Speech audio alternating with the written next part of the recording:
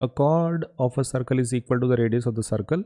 Find the angle subtended by the chord at the point minor arc and major arc. Okay मैं आपको एक बार question समझा देता हूँ. देखो ये लोग क्या बोल रहे हैं, एक सर्कल है, ठीक है.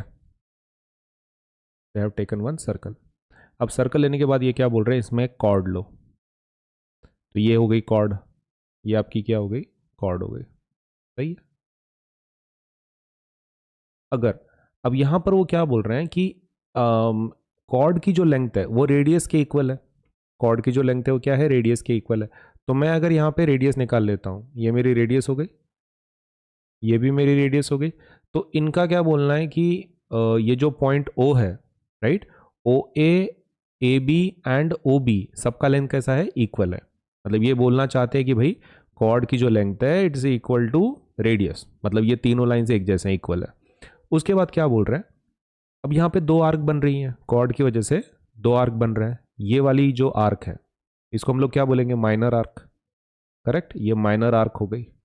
और ऊपर वाली कौन सी हो जाएगी, मेजर आर्क, है ना. नीचे वाली अगर माइनर आर्क है तो ऊपर वाली क्या हो जाएगी, major arc. This must be major. अब ये बोल रहे हैं find the angle subtended by the chord at the point minor arc and major arc. तो ये जो कॉर्ड है तो माइनर आर्क के साथ एक एंगल बनाएगी, है ना. कोई भी एक पॉइंट ले लो यहाँ पे, सपोज ये वाला. तो यहाँ पर एक एंगल बना रही है वो, ये एंगल निकालो तुम. और दूसरा क्या बोल रही है, मेजर आर्क में भी एक एंगल ये कॉर्ड बनाने वाला है, तो उसका भी एंगल निकालो, ऐसा बोल रहे हैं. ठीक है. तो suppose if this is C, तो ये ए सी भी निकालो, और ये डी है सपोज, तो ए डी भी निकालो. तो दो एंगल आपको निकालने हैं. कौन से, ये नीचे वाला एक और ये ऊपर वाला, ये दो एंगल आपको ढूंढ के निकालने हैं. ठीक है, क्वेश्चन समझ में आ गया. कॉर्ड का लेंथ रेडियस की इक्वल है, माइनर आर्क और मेजर आर्क में का एंगल ढूंढ के निकालो. तो उसके लिए थोड़ा सोफिस्टिकेटेड डायग्राम लेते हैं. ये राइट साइड में डायग्राम मैंने निकाला हुआ है, right. So we will use this diagram. कौन सा, ये आपका मेन डायग्राम हो जाएगा. This is main diagram. ठीक है, मैं बीच बीच में छोटे छोटे डायग्राम भी यूज करने वाला हूं फॉर योर अंडरस्टैंडिंग. तो मेन डायग्राम में ये आपका हो गया, ये हो गया ए बी, ये हो गया आपका सी पॉइंट, और ये हो गया आपका डी पॉइंट. ठीक है. नाउ शुरुआत करते हैं. सबसे पहला हम लोग वो रेडियस के बारे में जल्दी से लिख लेते हैं. ये पॉइंट O बोल देते हैं. ठीक है. सो सबसे पहला पॉइंट क्या बोलेंगे हम लोग, OA एंड ये जो डायग्राम है, राइट, ये पूरी, इसका मैं छोटा सा पार्ट कट कर रहा हूँ. ठीक है, वही डायग्राम लिया है मैंने, मेन डायग्राम को खाली उसमें क्या क्या किया, बाकी सब गायब कर दिया, और वो ट्रायंगल को रखा है मैंने खाली. कौन से, ये वाले, that is OA and B. Correct. अब मुझे एक चीज़ बताओ, क्वेश्चन में क्या बोला है, लेंथ सेम है ना. क्वेश्चन में क्या बोला है, लेंथ सेम है. AB is equal to OA is equal to OB. Correct. ये अगर आप चाहते हैं तो आप बोल सकते हैं कि OA एंड OB कैसे हैं, they are radius, if you want to say कि हाँ वो रेडियस है. और ये इक्वल कैसे हैं, क्योंकि गिवन है. इक्वल कैसे हैं, क्योंकि गिवन है. अब मुझे एक चीज़ बताओ, ऐसे ट्रायंगल को क्या बोलते हैं कि जिसमें तीनों साइड इक्वल होते हैं, we call it equilateral triangle. तो इसलिए ये जो ट्रायंगल है, तो triangle OAB is equilateral. Correct. Triangle OAB कैसा रहता है, इक्विलैटरल रहता है, बिकॉज तीनों साइड्स कैसे हैं, इक्वल है. सो अगर ये इक्विलैटरल है तो ये वाला एंगल कितना आ जाएगा, अंदर का 60 डिग्री, है ना. क्योंकि इक्विलैटरल में सभी एंगल्स कैसे रहते हैं, 60 डिग्री रहते हैं, 60 60 60. तो वही लिखेंगे हम लोग यहाँ पे. So angle AOB is equal to 60 degree, है ना. क्योंकि इक्विलैटरल में सभी एंगल अंदर के कैसे रहते हैं, 60 डिग्री रहते हैं. अगर आपको यहाँ पे रीजन लिखना है, आप रीजन लिख सकते हैं. क्या लिखेंगे, ऑल एंगल्स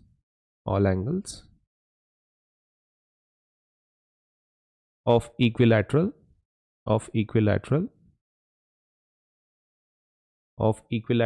triangle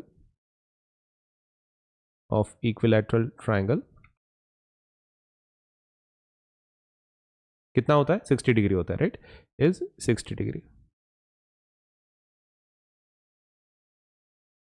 ये हो गया अपना एंगल, तो प्रूव कर लिया हमने. अब मुझे एक चीज बताओ, सेंट्रल एंगल, ये 60 डिग्री है, मतलब ये एक्चुअली कौन सा एंगल है, सेंट्रल एंगल है.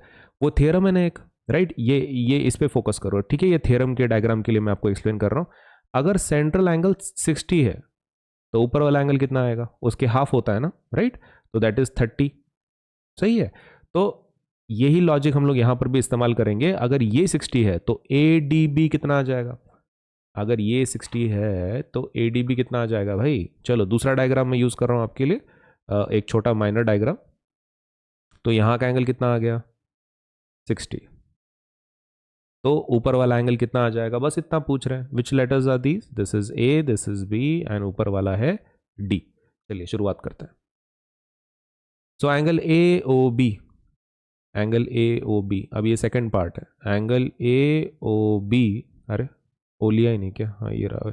Angle A O B is equal to 2 times of angle A D B. सही है। रीजन क्या लिखेंगे, रीजन फॉर दिस, रीजन हमारा बहुत ही प्राइमरी है वो थ्योरम वाला। क्या लिखेंगे, एंगल, एंगल क्या रहता है वो theorem, angle subtended, angle subtended, angle subtended by arc, by arc at the center, at the center, angle subtended by arc at the center is double the angle, is double the angle, is double the angle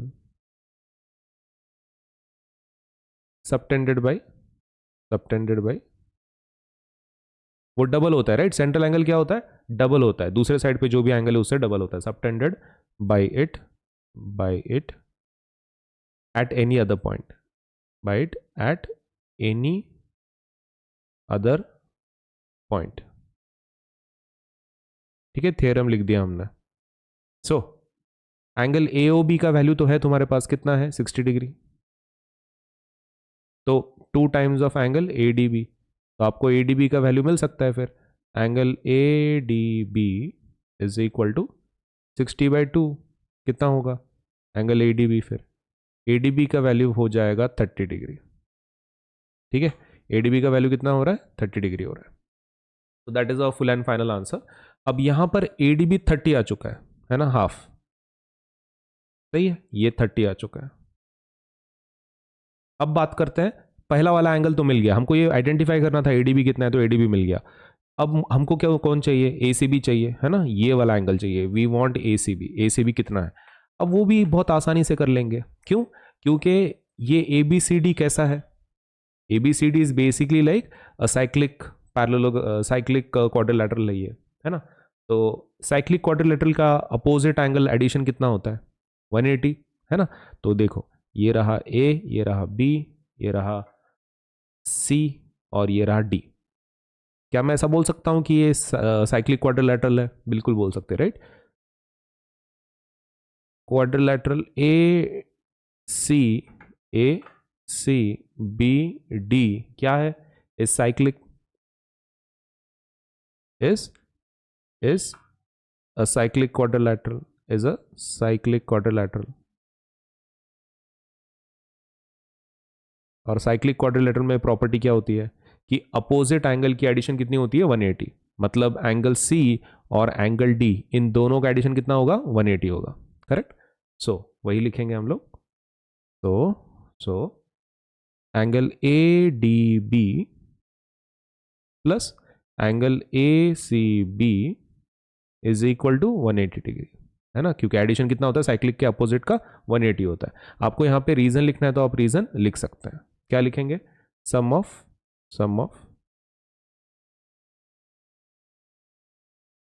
opposite angles, sum of opposite angles of a cyclic quadrilateral, of a cyclic quadrilateral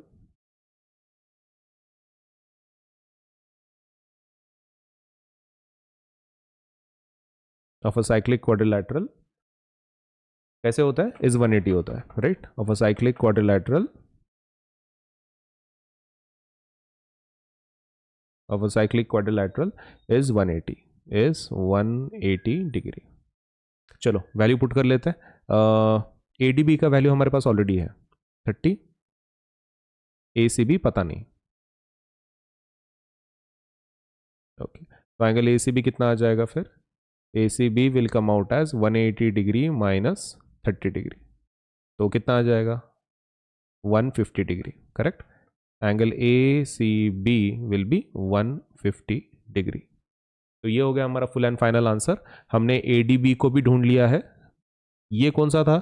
this was major arc वाला। और ये कौन सा था? Minor arc वाला। ठीक है, अगर आपको यहां पे लिखना है तो आप लिख सकते हैं, वैसा कुछ कंपल्शन नहीं है।